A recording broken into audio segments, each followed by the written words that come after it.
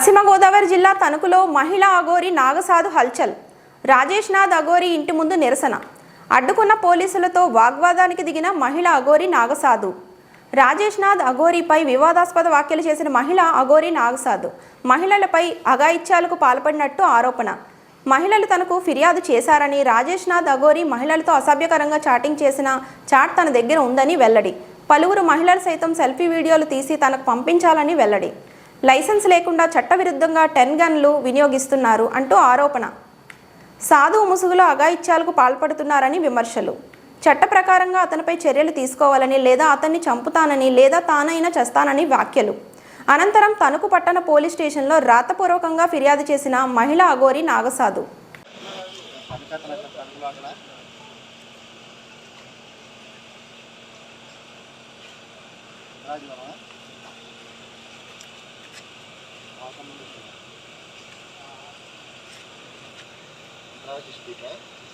గురువు అని, రాజేష్ నాథ్ గురువు అని ముసుగులో ఉన్న ఈ దొంగ ఎవరైతే ఉన్నారో చాలామంది ఆడపిల్లని అనుభవించి చాలామంది దగ్గరికి వెళ్ళి లక్షల కోట్లు తీసుకొని ఇలా అనుభవిస్తుండు. కాబట్టి నా దగ్గరికి ఆడపిల్లలు వచ్చి నాకు న్యాయం చేయండి అని రోధించారు. కాబట్టి విత్ ప్రూఫ్తో సహా నేను ఇక్కడికి వచ్చి వీడిని ప్రశ్నించడానికి వచ్చాను.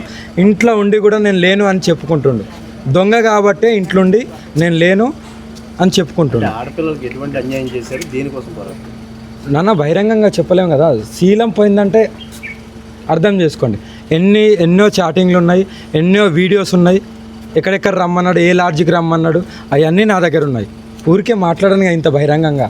ఒకరి మీద ఎలిగేషన్ చేయాలంటే ఏదో ఒకటి ఉండాలి, అది ఉంటేనే చేస్తున్నాను. ఊర్లో వద్దు నాన్న, నేను తీసుకొస్తాను. నేను కంప్లీట్ ఆంధ్రలోనే తెలంగాణనే అన్ని ఓకేనా. గతంలో ఈ అఘోర దగ్గరికి మీరు వచ్చి పాలాభిషేకం చేశారు కదా, పాదాభిషేకం. మరి ఇప్పుడు ఈ ఆరోపణ, నేను గురువు అనే పేరుకు వాల్యూ ఇస్తాను, ఇలాంటి చెత్తనా కొడుకులకు కాదు. గురువు అనే వాళ్ళకు మాత్రమే వాల్యూ ఇస్తాను. గురువు అయినా సరే తప్పు చేస్తే ఖండిస్తాను, శిక్షిస్తాను కూడా, ప్రశ్నిస్తాను కూడా. అందుకే వీడిని కూడా ప్రశ్నించడానికి వచ్చిన. దయచేసి ప్రజలు ఇలాంటి దొంగ బాబాలను నమ్మద్దు, వీళ్ళ దగ్గరికి రావద్దు, వీళ్ళని నమ్మద్దు. వీనికి ఏ శక్తులు లేవు, ఏమీ లేవు. ఊరికే ఇక్కడ కూర్చొని డబ్బు దోచుకోవడం తప్ప ఏమీ ఉండలేదు. శీలాలు దోచుకోవడం, డబ్బు దోచుకోవడం తప్ప ఏమీ తెలియదు. 10 గన్నులు పెట్టుకొని తిరుగుతుండే వీడు ఏదో పెద్ద టెర్రరిస్ట్ అయినట్టు. ఇక్కడికి వచ్చిన ప్రతి ఒక్క భక్తురాలకు తెలుసు ఇతని దగ్గర గన్నులు వీడే చెప్పుకుంటాడు ఏదో గర్వంగా. ఒక ₹1 పడితే నాకే వస్తాయి, అన్నీ వస్తాయి పదవులు. నేను కూడా ఎస్పీ ఎమ్మెల్యే అవుతా కదా, ఏదైనా కొనుక్కోవచ్చు కదా కలియుగంలో. నేనైతే వదిలిపెట్టాను. నేను డైరెక్ట్ చంపేయాలని చంపుతా, లేకుంటే నేనైనా చచ్చిపోతా. కానీ నా దగ్గరికి వచ్చిన బాధితుల మహిళలకు మాత్రం న్యాయం చేసే పోతాను. ఇంకొకటి చెప్తున్నా, ఇలా ఇతని దగ్గర ఎవరైతే బాధింపబడ్డారో వాళ్ళందరూ నన్ను అప్రోచ్ అయినా సరే అందరికీ న్యాయం చేసి మీకు న్యాయం చేసే బాధ్యత నాది. మరి అదే బాధితుల చేత పోలీస్ స్టేషన్ కంప్లైంట్ ఇప్పిస్తాను. నేను ఇప్పిస్తాను. ముందు నేను మంచిగా చెప్పుదామని వచ్చా, కానీ దొంగలాగా దాక్కొని నా దగ్గరికి ముందు రావట్లేదు. చూసినావా, అప్పుడే అర్థమైపోయింది. ఇంకా అందుకే నేను ఇప్పుడు పోయేటప్పుడు కూడా పలానా ఇప్పుడు ఇక్కడ ఏదైతే పరిధిలో పోలీస్ స్టేషన్ ఉందో వీడి మీద కంప్లైంట్ ఇచ్చి వెళ్తాను. ఓకేనా. నేను బాధితురాలి మీద నేను ఎక్కడ ఇవ్వాలో అక్కడ ఇస్తాను. ఉంది, అన్నీ ఉన్నాయి. అన్ని మీడియాలలో నేను రాగానే ఒక 1/2 అవర్ క్రితమే నేను అన్నింటిలో పోస్ట్ చేసి వచ్చాను. నా దాంట్లో కూడా ఉంది. రాడు కదా, దొంగ కదా. అన్ని లీలలన్నీ బయటపడతాయి, రహస్యాలన్నీ బయటపడతాయి కదా, ఒప్పుకోవాల్సి వస్తుంది.